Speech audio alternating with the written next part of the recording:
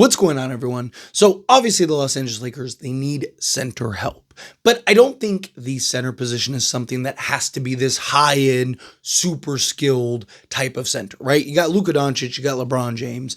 Luka in particular, any center you get, he's going to elevate as long as, it's the proper center that you can put in position. As long as you have Austin Reeves as well, right? At best, that center is going to be the fourth option, right? Because he's going to be behind Luka, LeBron, Austin Reeves, and then at best, that fourth option. Now, post LeBron, again, best case, he's the third option, right? So I just think the Lakers need a center that gives you three things, right? Rebounding, shot blocking, right? And then be that athletic, right?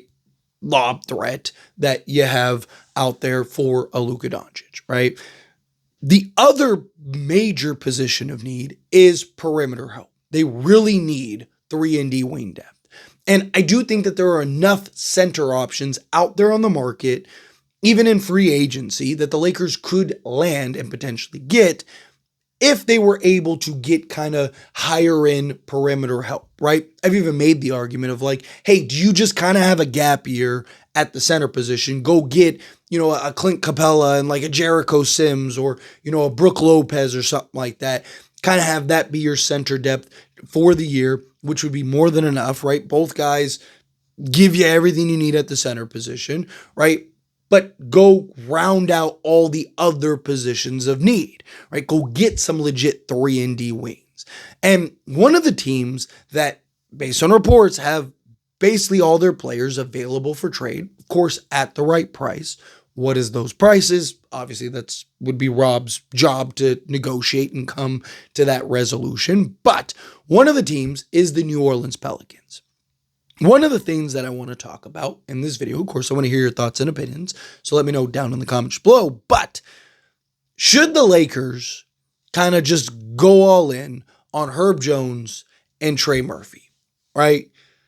I'd love to get a Missy too, but realistically, they're probably going to want to keep him, right? He's young. He's like kind of the foundation piece, right? But if you're the Lakers, do you go and basically, connect and Reeves and, whatever salary filler plus, your first and some pick swaps and solve literally your two biggest needs out on the perimeter?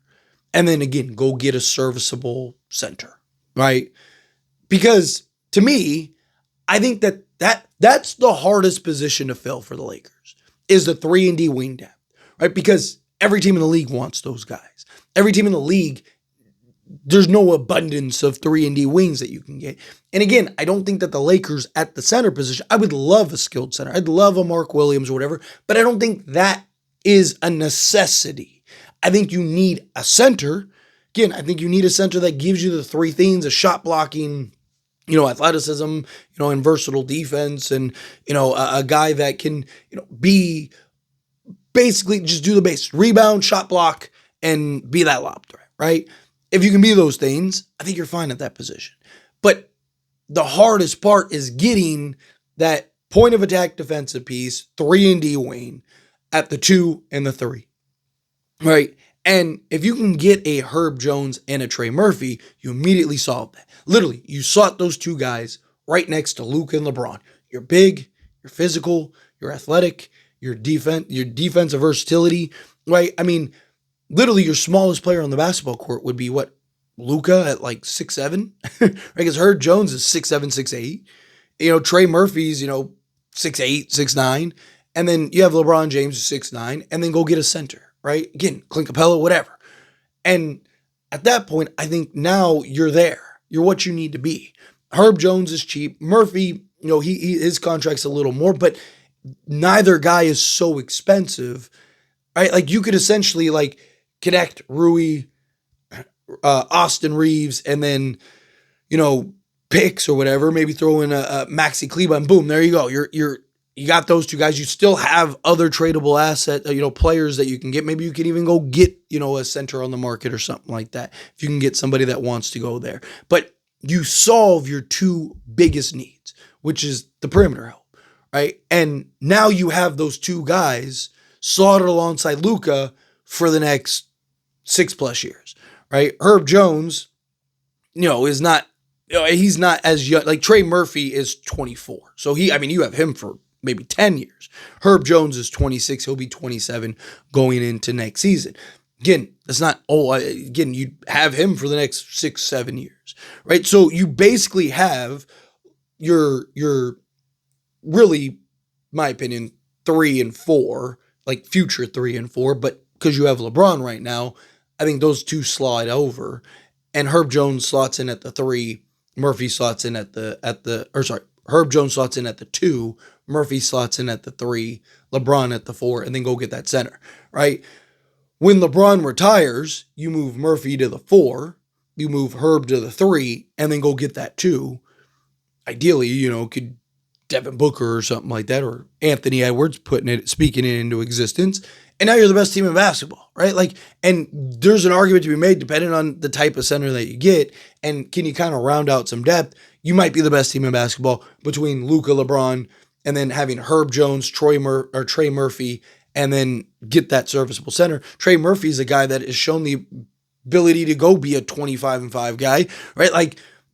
But he's also just better defensively. Can create for himself, create for others, right? Those are the kind of moves I'd like to see the Lakers do personally. Again, this is just a fun conversation, exploratory, right? Pelicans saying that they're willing to basically open up their roster and trade everybody doesn't always necessarily mean that they will, right? Sometimes it's like, hey, we'll only do that if it's a blow away offer, right? Maybe you could get one, maybe you get a Herb Jones, or maybe you get a Trey Murphy, but maybe you can't get both.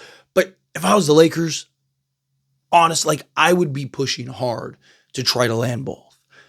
Because those type of guys are so much harder to get than that serviceable center, right? So much harder to get.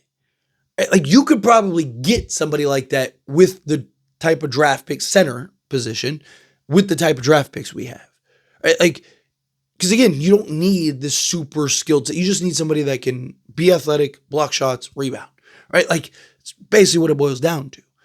And I think that that's a lot easier to find than a legit 3-and-D wing in Herb Jones, one of the better in the league in Herb Jones, and then a Trey Murphy who's young, has the upside and potential to kind of be, in that star realm, right? He's already shown the progress and hey, there might be something there. Even if he's not, he's still going to be a very good rotation starting player, then go get you 20 on a regular basis and defend the best player on the other team and do multiple things. To me, that's so much harder to get and find. My one thing about Trey Murphy, again, I think Herb Jones would be easier, more realistic than Trey Murphy, because Trey Murphy is still so young, right? Even if the Pelicans were to hit the reset button, Murphy's still young enough to kind of if you wanted to take 2-3 years and kind of figure it out, you can.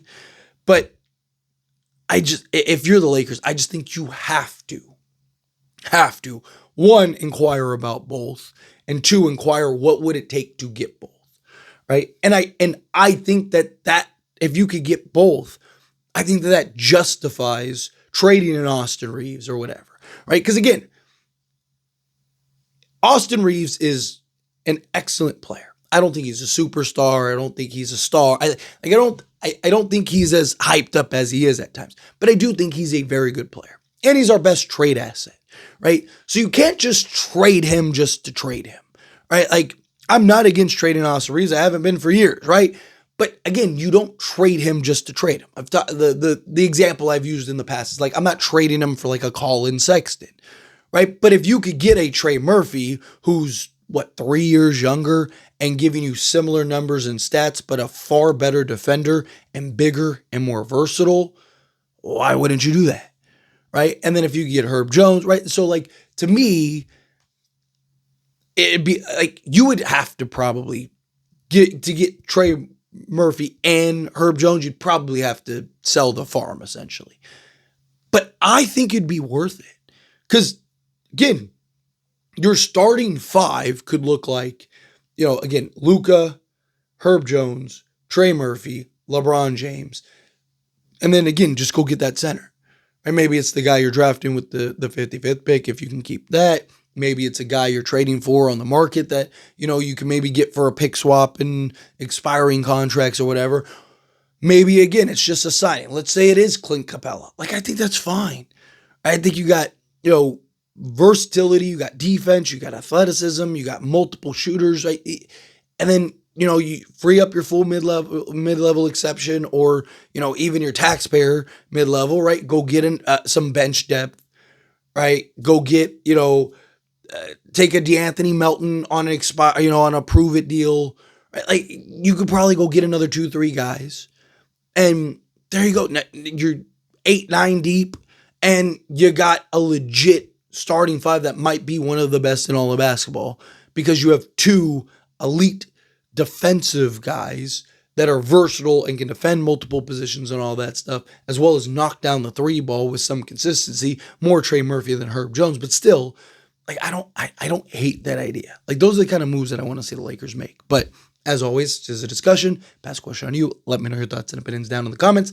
That being said, if you haven't liked this video, hit that like button. Helps me a lot, as we enjoy these types of videos, and I truly appreciate it. Not subscribe channel, hit that subscribe button. Turn on the bell notifications. Appreciate y'all. See you in the next one.